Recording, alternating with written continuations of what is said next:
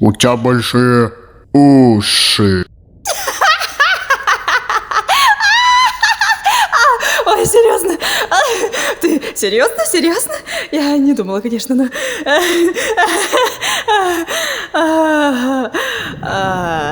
Ладно. Ладно, послушайте мою историю, если вам очень интересно, как я была плохой. В детстве не совсем было такой. Я сроду так сильно мечтала быть принцессой. Но насмешек на меня полно, и какой я стала. Не знаете?